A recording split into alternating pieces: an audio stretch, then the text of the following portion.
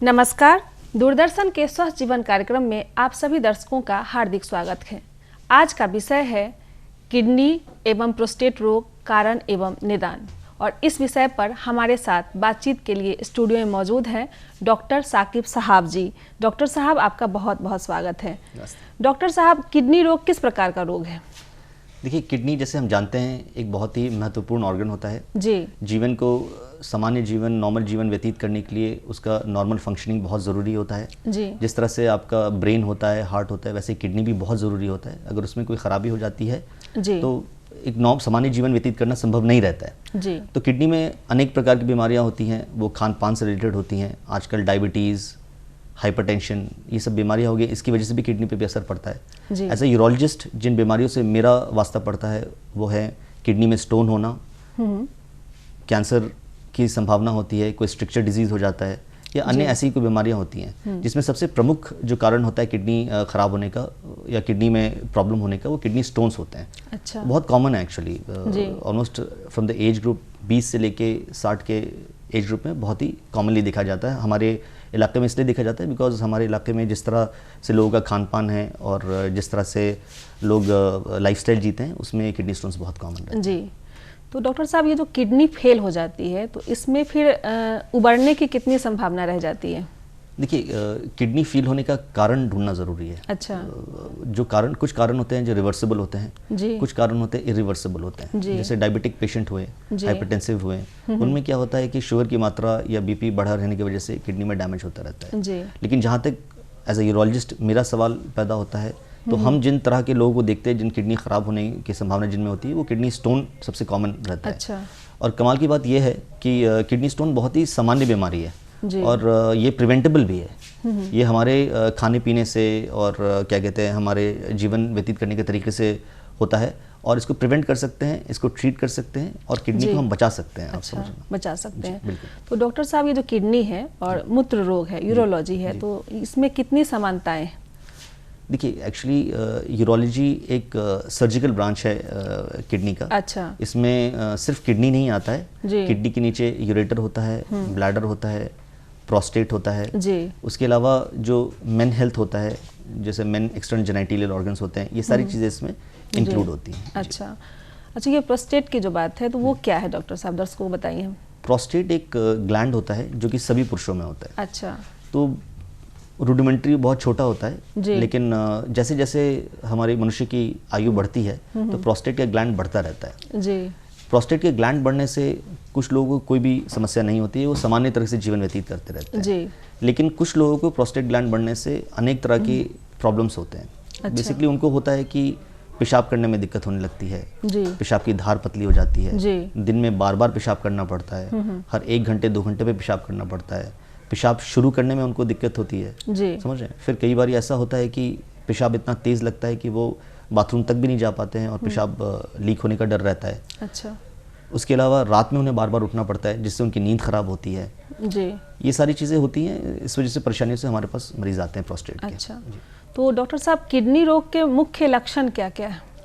अब मैंने बताया कि जैसे किडनी में तो अनेक तरह के रोग होते हैं, तो मैं अपने दर्शकों को किडनी स्टोन से रिलेटेड इसलिए बताना चाहूँगा कि बहुत ही प्रमुख कारण है किडनी खराब होने का, और एक प्रिवेंटेबल डिजीज़ है जिसको हम रोक सकते हैं, अपने रोज़मर्रा के एक्टिविटीज़ से हम उसे प्रिवेंट कर सकते हैं। तो जैसे आप किडनी स्टोन, जैसे मैं आपको बता रहा हूँ, उसको किडनी स्टोन को रोकने का ये कारण है कि हम अपने पानी की मात्रा को इम्प्रूव कर लें। अच्छा। पानी बहुत पीना है। केवल पानी पीने से नहीं होगा, हमें ये भी देखना है कि हम कितना यूरिन पास कर रहे हैं पूरे दिन में।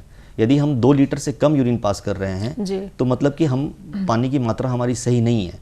तो ये देखना बहुत ज़रूरी। कुछ लोग क्या होता है, ज़्यादा श्रम करते हैं, गर्मी में रहते हैं, तो जो ज़्यादा श्रम करते हैं उनको ज़्यादा पानी पीने की आवश्यकता है। जो लोग एसी में रहते हैं या आराम करते हैं उनको उतने पानी की आवश्यकता नहीं होती है। तो जितना पानी की मात्रा जितनी ज़्यादा ले सकें और उसका जो अंदाज़ा मिलता है हमें, वो हमारे यूरिन आउटपुट, हम कितना पेशाब करते हैं, कितना यूरिन पास करते हैं, उससे हमें आइडिया मिलता है। तो ऐसा कहा जाता है कि कम से कम 2 लीटर तो यूरिन पास करना चाहिए अगर आपको किडनी के स्टोन से बचना है। तो डॉक्टर साहब, ये बीमारी क्या आनुवंशिक भी है? देखिए ये बेसिकली है, एक तरह से हेरिडिटरी भी होती है, हेरिडिटरी भी है, फैमिली हिस्ट्री भी होती है, उसमें तो हम ज़्यादा कुछ कर नहीं सकते हैं एक्चुअली, ठीक है ना। कुछ लोगों को इनबॉर्न एरर ऑफ मेटाबॉलिज्म होता है जी। और भी चीज़ें होती है जिसकी वजह से हो सकता है, लेकिन मैक्सिमम जो प्रमुख कारण होता है वो प्रिवेंटेबल होता है और लोकल ही होता है।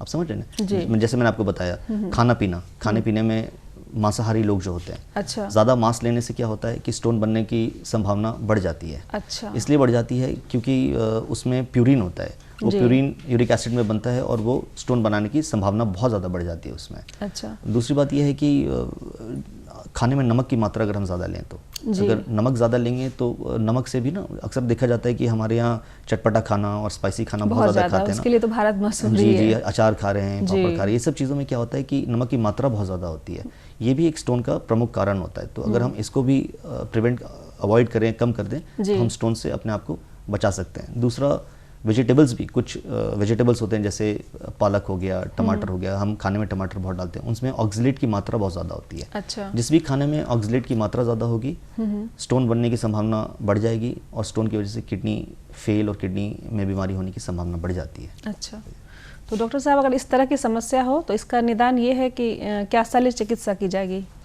देखिए, केवल शल्य चिकित्सा ही इसका इलाज नहीं है जी, लेकिन प्रमुख बात यह है इसमें कि यदि किसी को किडनी में स्टोन हो तो उसको इग्नोर नहीं कर सकते, आप उसे लाइटली आसानी से नहीं ले सकते। इसके लिए आपको किसी भी एक विशेषज्ञ से जाके मिलना आवश्यक है। इसलिए मिलना आवश्यक है क्योंकि अक्सर मैंने अपने प्रैक्टिस में देखा है कि लोग सोचते हैं किडनी का स्टोन हो गया है तो अलग तरह के वो देसी नुस्खे बना के खुद से आपस में गाँव में हकीम खतरे जान वाली जो बात होती है, तो आपस में ऐसे ही पूछ के कुछ अलग अलग तरह के नुस्खे होते हैं और वो अपना ट्राई करते रहते हैं। इससे क्या होता है कि किडनी का स्टोन का ख़त्म तो नहीं होता है, वो बढ़ जाता है, बाद में किडनी का स्टोन किडनी को ब्लॉक कर देता है, उसमें इन्फेक्शन हो जाता है। अच्छा, किडनी ख़राब होने की समस्या हो जाती है, उसमें सूजन आ जाता है जी। तो मैं ये कह रहा हूँ कि उसका उपचार करना बहुत ज़रूरी है। तो उसमें हमें ये देखना पड़ता है किडनी का स्टोन का साइज़ क्या है, समझ रहे ना। यदि किडनी का स्टोन का साइज़ 5 mm से कम है, किडनी में कोई सूजन नहीं है, कोई इन्फेक्शन नहीं है, तो हम उसको दवाओं से ठीक करने की कोशिश करते हैं। दवाओं में क्या होता है, 3 तरह की चीज़ें होती हैं उसमें। एक तो होता है कि पानी की मात्रा बढ़ाना, खाने में परहेज़ करना, और एक दवाएं हम देते हैं उसमें। तो ये तीनों चीज़ें तीनों स्तंभ हैं, ये एक्चुअली तीनों स्तंभ बहुत ज़रूरी हैं किडनी स्टोन से बचाव के लिए। अच्छा, तो अगर 5 mm से ज़्यादा हो जाता है और 4 हफ्ते में नहीं निकलता है, ये अगर 5 mm से कम स्टोन भी 4 हफ्ते में नहीं निकलते, 4 से 6 हफ्ते में, या 5 mm से ज़्यादा है, या किडनी में सूजन हो रही है, या पाइप में फंस गया है, या पेशेंट को बार बार फीवर आ रहा है, दर्द हो रहा है, तब तो शल्य चिकित्सा से ही निदान होता है। अच्छा, तो डॉक्टर साहब जो किडनी की जो समस्या है, तो ये तो आपने एक कहा कि खान पान के ऊपर केंद्रित है, तो किस तरह का खान पान किया जाए और किस तरह का ना किया जाए, ये भी बात आपने रखी।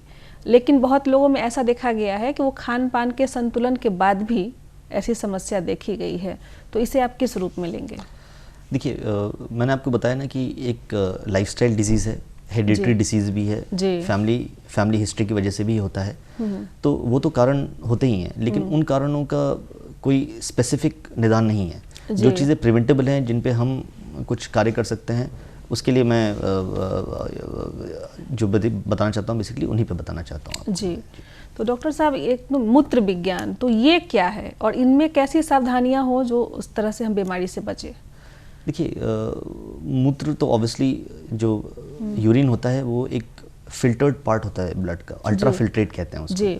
खून को फिल्टर करते हैं हम लोग, जो अल्ट्रा फिल्ट्रेट निकलता है वो यूरिन के फॉर्म में निकलता है, तो वो हमें बहुत सारी चीज़ें बताता है कि हमारे शरीर में क्या चल रहा है, क्या नहीं चल रहा है।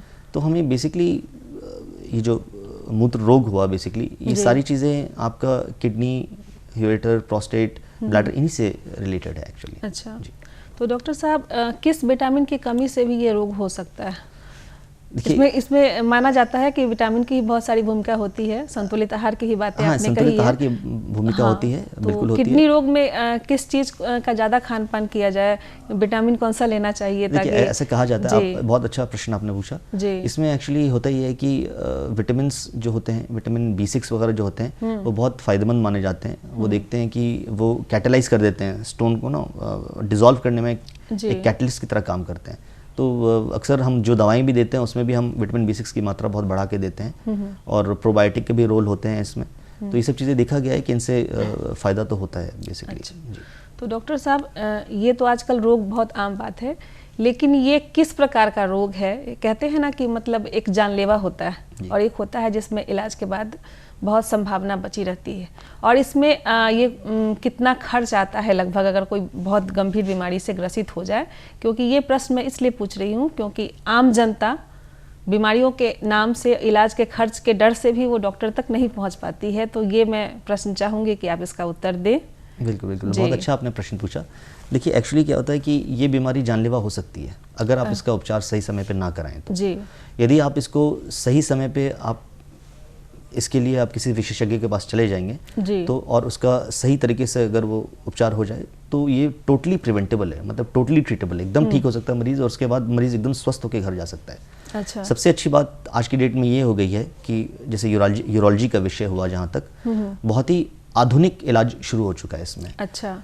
मतलब इसमें बिल्कुल बिना चीरे के, बिना किसी इसके मूत्र पाइप के थ्रू ही हम जाके ना एंडोस्कोप्स के जरिए, लेजर्स के जरिए, अच्छा। साउंड वेव्स के जरिए हम उसका इलाज कर सकते हैं और ये इलाज होने के बाद मरीज़ पूरी तरह स्वस्थ हो जाता है, समझ रहे ना। यदि ये इलाज नहीं करवाएं तब किडनी ख़राब होने की संभावना होती है और जान भी जाने का डर रहता है इसमें। तो ये मसला तो रहता है इसमें। एक्चुअली देखिए, इसमें ट्रीटमेंट इसलिए ज़रूरी है, जैसे मतलब मैं आपका प्रश्न समझ गया, आप जानना चाहते हैं कि इसमें क्यों आप उपचार कराना है। इसमें उपचार कराना इसलिए ज़रूरी है क्योंकि ये जो जितने भी मरीज़ होते हैं ना, ये प्रमुख रूप में दर्द के साथ हमारे पास आते हैं। अच्छा। और ये जो दर्द होता है ये बहुत ही तीव्रता बहुत ज़्यादा होती है इनकी, और ये वेव फॉर्म्स में आता रहता है, मतलब बहुत तीव्र होता है, बहुत तेज़ बढ़ता है, कम हो जाता है, फिर तीव्र होता है, फिर कम हो जाता है।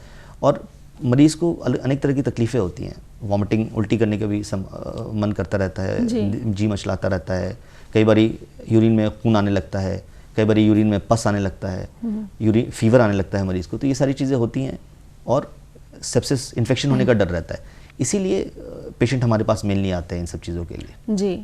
तो डॉक्टर साहब, बहुत लोग ना किडनी के ऑपरेशन से भी बहुत घबराते हैं, इसके बहुत सारे कारण हैं, तो आप क्या इस पर अपनी राय रखना चाहेंगे? कि देखिए, ऑपरेशन से घबराना नहीं चाहिए, लेकिन हमें ये पता होना चाहिए कि ऑपरेशन कब करना है और कब नहीं करना है। जी।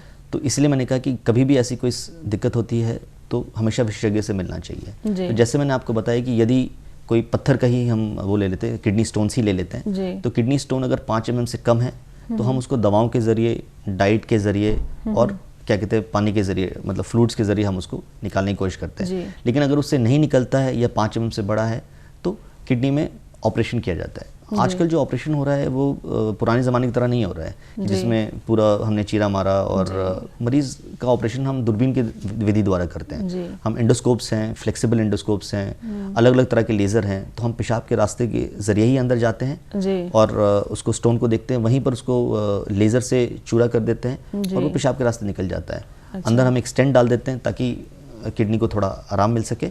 और ये देखा गया है कि पेशेंट आता हमारे पास दर्द में और 1 दिन के ऑपरेशन के तुरंत बाद एकदम स्वस्थ हो जाता है और उसको लगता है कि कुछ हुआ ही नहीं, और वो बहुत अच्छा फील करता है उसको ना, उसकी क्वालिटी ऑफ लाइफ भी इम्प्रूव कर जाती है। बहुत लोग अपने ऑफिस छोड़ देते हैं, काम छोड़ देते हैं इसी दर्द की वजह से, क्योंकि दर्द बार बार होता है, पेशाब में खून आता है, तकलीफ होती है, तो काम करने में भी दिक्कत होती है। लेकिन उपचार के बाद वो सामान्य जीवन व्यतीत करने लगते हैं। ये देखा तो डॉक्टर साहब, अपने मुजफ्फरपुर में तमाम सुविधाएं मौजूद हैं ताकि लोगों को बाहर ना जाना पड़े। जी, ये बात बहुत अच्छी आपने कही। जी। हमारे मुजफ्फरपुर में सारी सुविधाएं उपलब्ध हैं, सारी। जी।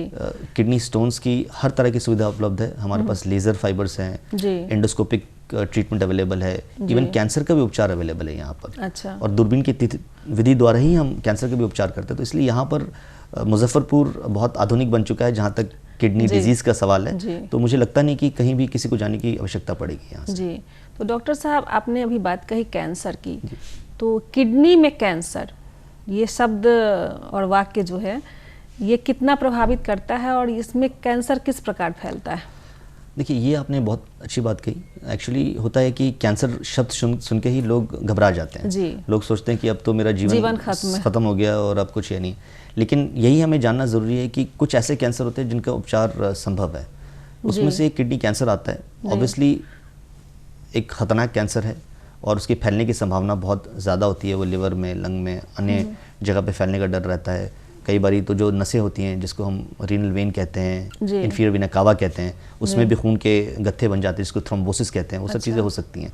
लेकिन उसके बावजूद भी इसका ट्रीटमेंट अवेलेबल है और इसका ट्रीटमेंट सर्जिकल ही है। अगर कोई आदमी आपको ऐसा बता दे शल्य चिकित्सा से ही इसका इलाज है, ऐसा कोई बताए कि नहीं आप सिर्फ दवाई ले लें और ठीक हो जाता, ऐसा नहीं। अनटिल अनलेस वो पूरे शरीर में फैला नहीं है तब तक उसका इलाज ऑपरेशन से ही होता है। अच्छा। और उसको मिलके हम सीटी स्कैन वगैरह कराते हैं, अन्य टेस्ट कराते हैं, जिससे हमें अंदाज़ा मिलता है कि ये जो कैंसर है कितना फैला हुआ है, किस स्थिति में है, किस स्टेज में, और स्टेज के हिसाब से हम फिर ऑपरेशन करते हैं और किडनी ही पूरी निकालते हैं। तो किडनी के कैंसर का लक्षण पता कैसे चलेगा?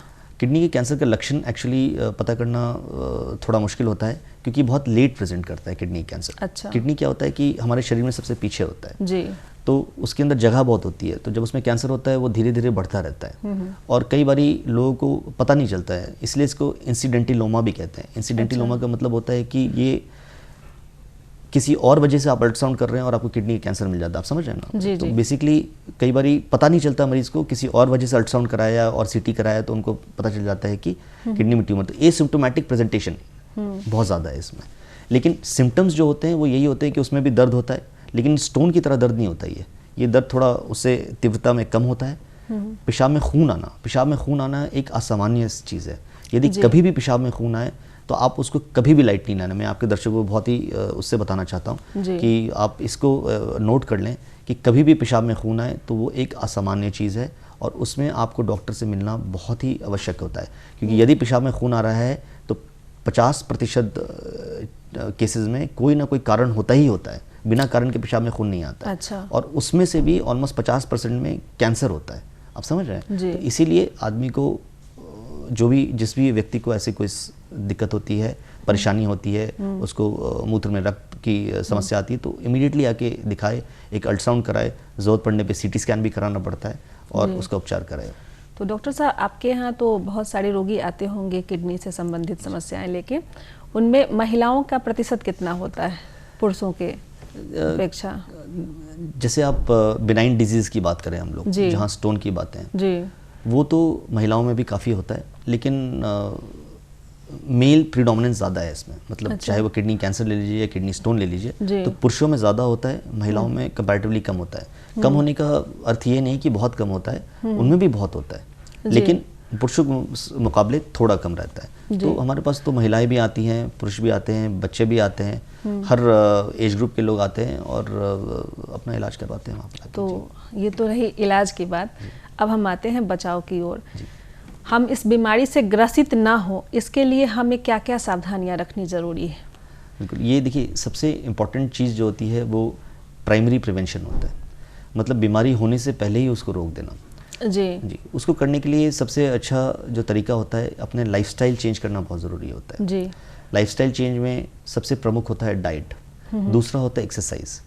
हमने देखा है कि जो डायबिटिक्स होते हैं, जो हाइपरटेंसिव होते हैं, जिनको बीपी बढ़ा रहता है, डायबिटिक होता है, उनमें अक्सर ये बीमारियां होती हैं। तो अगर ये भी लाइफस्टाइल डिजीज़ है, ये सारी लाइफस्टाइल डिजीज़ है। वैसे ही किडनी की भी बीमारियां सारी लाइफस्टाइल है। जैसे मैंने आपको बताया कि नमक ज़्यादा लेना, अगर आप नमक ज़्यादा ले रहे हैं या आप मांसाहारी खाना ज़्यादा खा रहे हैं, मतलब बहुत लोग आते हैं मेरे पास ये बोलते हैं कि सर हम रेड मीट नहीं खाएंगे, हम चिकन खा लेंगे, फिश खा लेंगे, लेकिन ऐसा नहीं है। जो भी मीट होता है उस सब में संभावना रहती है स्टोन बनने की, किडनी में डैमेज होने की, ये सारी चीज़ें रहती हैं, because protein content, purine content बहुत हाई रहता है उनका। तो इस वजह से एक खाना पीना, पानी कम मात्रा में लेना, टोबैको लेना, स्मोकिंग करना, ये सारी चीज़ें होती है जिनकी वजह से किडनी की वो हो सकती है। तो बेसिकली अगर हम पानी सही मात्रा में लें, नमक संतुलित तरीके से लें, खाने को हम पौष्टिक आहार लें, बैलेंस डाइट लें और व्यायाम करें, योगा हो गया या किसी भी और तरह की वर्जिश होगी, अगर वो हम करें तो हम किडनी डिजीज़ से और बीपी से, शुगर से बच सकते हैं। जी, तो डॉक्टर साहब ये तो हुई बीमारी के प्रति जो लोगों की जो जागृति है कि मैं बीमार हूँ, मुझमें लक्षण है तो मैं डॉक्टर साहब से मिल लूँ। लेकिन हमारे देश का कुछ तबका ऐसा है जो सिर्फ कमाना और खाना जानता है, उनमें अशिक्षा भी ज़्यादा है, गरीबी भी ज़्यादा है, वो अपने लक्षण को पहचान नहीं पाते। तो एक डॉक्टर होने के नाते ऐसे लोगों को आप कैसे चिन्हित करते हैं और उन्हें लाभ मिल सके, उन्हें सुविधा मिल सके? वो जो पैसों का जो अभाव होता है उस कारण से वो लोग वंचित रह जाते हैं, तो ऐसे वंचित वर्गों के लिए आपकी तरफ से अब तक क्या पहल हुई है? देखिए, हम तो हमारे जैसे ओपीडी में हर वर्ग के लोग आते हैं जी, तो हमारा उद्देश्य ये है कि जी, हम सिर्फ मरीज़ को इलाज के पॉइंट ऑफ व्यू से देखते हैं और एजुकेट करने के पॉइंट ऑफ व्यू से देखते हैं। तो जिस भी तबके का कोई भी आदमी है, हम उसके प्रति जो भी एक मेडिकल साइंस के तरफ से जो भी बेहतर होता है वही करने की कोशिश करते हैं।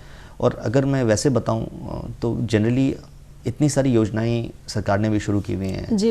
इस कारण से लोगों को बहुत सारा लाभ मिलता रहता है। जैसे आयुष्मान योजना से ही मैंने देखा है बहुत लोगों को बहुत अनेक प्रकार का लाभ मिल रहा है। और भी अनेक योजनाएं हैं। सरकार ने गांव-गांव में पीएचसी भी खोला हुआ है, वहाँ पर डॉक्टर्स रहते हैं, तो वहाँ पर जाके अगर कोई भी परेशानी है वहाँ जाके बताएंगे तो वो क्या करते हैं कि अगर उनको लगता है कि वहाँ ट्रीट कर सकते हैं तो वो उसका इलाज करते हैं। अगर लगता है कि वो संभव नहीं है तो किसी विशेषज्ञ के पास भेज देते हैं।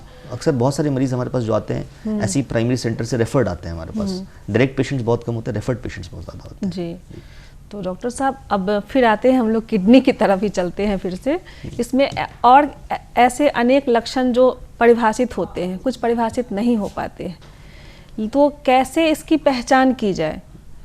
देखिए, ये आपने बात जो बताई है मैं एक्चुअली दर्शकों को बताना भी चाहता था कि किडनी की जो बीमारियां होती है ना, उसमें जैसे मैंने आपको बताया लक्षण होते हैं कि किडनी में ये आपकी कमर में दर्द हो रहा है, पेशाब में जलन हो रही है, अनेक तरह की और परेशानियां हो रही हैं। लेकिन एक बड़ा तबका वो होता है जिनमें कोई भी दिक्कत नहीं होती है, वो एकदम सामान्य जीवन जी रहे होते हैं और वो किसी और कारण से जाते हैं अल्ट्रासाउंड कराने और उनको किडनी में स्टोन आ जाता है। ये तबका बहुत इंपॉर्टेंट होता है। इसलिए इंपॉर्टेंट होता है क्योंकि कुछ जैसे मैं किडनी स्टोन का एग्जांपल एक बीमारी का एग्जांपल लेके आपको बताता हूँ, बिकॉज मैं यूरोलॉजिस्ट हूँ, दिन रात किडनी स्टोन देखता हूँ, इसलिए मैं आपको बार बार उसका एग्जांपल दे रहा हूँ। उसमें कुछ इन्फेक्टिव स्टोन्स होते हैं, स्टैगहॉर्न कैलकुलस वगैरह जिसे कहते हैं, वो लोग क्या होते हैं कि बहुत बड़े पत्थर हो जाते हैं, उनको पता नहीं चलता है। अच्छा। और जब वो आते हैं तब स्थिति उनकी थोड़ी वो रहती है। तो मेरे कहने का अर्थ है कि कई बार वो घबरा जाते हैं। ऐसे में घबराना नहीं है, उनको यही नहीं सोचना है कि मुझे दर्द नहीं हो रहा, पत्थर है, रहने देते हैं। इस पे आपको रहने नहीं देना है, आपको उस पर आके इमीडिएटली किसी डॉक्टर से कंसल्ट करना है, जो भी रिक्वायर्ड टेस्ट्स हैं वो कराने हैं,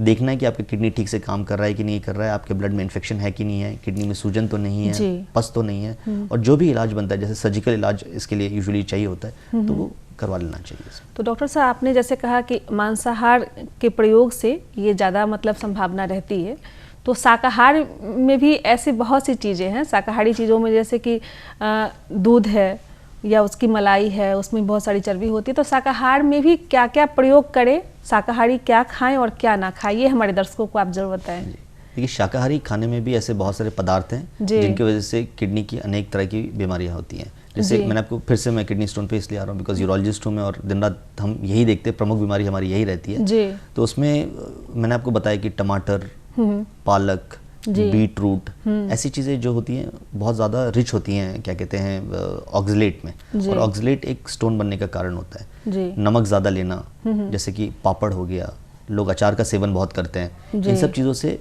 स्टोन बनने की बहुत सारी संभावना होती है। मांसाहारी तो ऑब्वियसली होता ही है क्योंकि एनिमल प्रोटीन एक वो होता है जिससे स्टोन या बाकी चीज़ें होने का प्रॉब्लम होता है, लेकिन शाकाहारी में भी ऐसी अनेक चीज़ें हैं जिनकी वजह से ये सारी परेशानी होती है। तो बेसिकली हमें संतुलित आहार लेना बहुत ज़रूरी है। संतुलित आहार बहुत लेना ज़रूरी है। अगर हम नमक ले रहे हैं तो 4 से 5 ग्राम से ज़्यादा नहीं लेना है, पानी ले रहे हैं तो कम से कम 3 लीटर पानी लेना है। इस तरह से हमें एक संतुलित आहार लेना बहुत ज़रूरी है। जीवन में संतुलन हर क्षेत्र में होना बहुत ज़रूरी है। तो जीवन सामान्य तरीके से व्यतीत करने के लिए संतुलन बहुत जरूरी है। जी। तो डॉक्टर साहब, ये प्रोस्टेट में क्या क्या लक्षण है और क्या क्या समस्याएं आती हैं? प्रोस्टेट एक बहुत ही सामान्य बीमारी है। अक्सर हमारे पास ये वृद्ध लोगों में ही होता है जी। और हमारे ओपीडी में ऑलमोस्ट 20 to 30% वृद्ध लोग आते हैं और इसी परेशानी से, प्रोस्टेट से ग्रसित रहते हैं। प्रोस्टेट कोई बीमारी नहीं है, प्रोस्टेट एक ग्लैंड है। इसके बारे में समाज में बहुत सारी भ्रांतियां हैं, तो मैं चाहूंगी कि आप विस्तार से इस पर बताएं। हाँ, मैं आपको सब बताता हूँ कि प्रोस्टेट अपने आप में कोई बीमारी नहीं है। अक्सर हमारे पास मरीज आते हैं, हमें बोलते हैं कि प्रोस्टेट हो गया। प्रोस्टेट सभी को होता है। प्रोस्टेट एक नॉर्मल ग्लैंड है जो कि हर पुरुष में होता है। बस ये जैसे जैसे उसकी आयु बढ़ती है वैसे वैसे प्रोस्टेट का साइज बढ़ने लगता है। अच्छा। कुछ लोगों को साइज बढ़ने से कोई समस्या नहीं होती, लेकिन कुछ लोगों को पेशाब में अनेक तरह की दिक्कतें होती हैं। जैसे मैंने आपको पहले भी बताया कि पेशाब की धार पतली हो जाती है, बार बार पेशाब करना पड़ता है, पेशाब शुरू करने में दिक्कत होती है, पेशाब इतना तेज लगता है कि वो रोक नहीं पाते हैं, रात में उन्हें पेशाब करने के लिए उठना पड़ता है। तो ये सारी समस्याओं की वजह से एक तो उनका सामान्य जीवन भी इफेक्ट होता है और उनका ब्लैडर, उनका जो पेशाब की थैली है, मूत्र संचय है और किडनी, इन सब पे भी डैमेज होने का डर रहता है। तो उनको इवैल्यूएट कराना बहुत ज़रूरी है अपने आप को। एक अल्ट्रासाउंड करके हम देख सकते हैं कि कितना बड़ा प्रोस्टेट है, उस प्रोस्टेट की वजह से पेशाब रुक रहा है कि नहीं रुक रहा है, पूरी तरह से वो पेशाब कर पा रहे हैं नहीं कर पा रहे हैं, जिसे हम पोस्ट वर्ड रेजिडुअल यूरिन कहते हैं। तीसरा, किडनीज की क्या स्थिति है, किडनी में कोई सूजन तो नहीं आई है प्रोस्टेट की वजह से, मतलब पेशाब अगर रुकता है तो उसकी वजह से किडनी में सूजन आ सकती है। या फिर क्या कहते हैं, किडनी के ब्लड के टेस्ट करके देख सकते हैं कि ब्लड में इन्फेक्शन तो नहीं है। उनका सीरम क्रिएटिनिन जो कि किडनी का फंक्शन बता रहा होता है एक तरह से, वो नॉर्मल है कि नहीं है। अच्छा। फिर पेशाब की धार की टेस्ट करके देख सकते हैं कि पेशाब की धार सामान्य है कि नहीं है। यदि सामान्य नहीं है तो उसका हम ट्रीटमेंट करते हैं। तो डॉक्टर साहब, आप हमारे दर्शकों को क्या संदेश देना चाहेंगे? मैं बस यही सबको बताना चाहूँगा कि किडनी की जितनी भी बीमारियाँ हैं वो सब प्रिवेंटेबल डिजीज़ हैं और ट्रीटेबल भी हैं। कहने का मतलब हम उनको प्रिवेंट भी कर सकते हैं और अगर हो गया तो उसकी पूरी तरह से इलाज भी कर सकते हैं। तो बस मैं ये चाहता हूँ कि आप संतुलित आहार लें, पानी अच्छे से पिएं। यदि कोई भी समस्या हो उसको इग्नोर ना करें, अपने नज़दीकी किसी भी विशेषज्ञ से जाके मिलें और उनसे उपचार कराएं। आप सामान्य जीवन जीने के लिए बहुत आवश्यक है। डॉक्टर साहब, आपका बहुत बहुत धन्यवाद। आशा है आपको आज का यह कार्यक्रम अत्यंत पसंद आएगा। फिर मिलते हैं नए विषय के साथ, तब तक के लिए नमस्कार।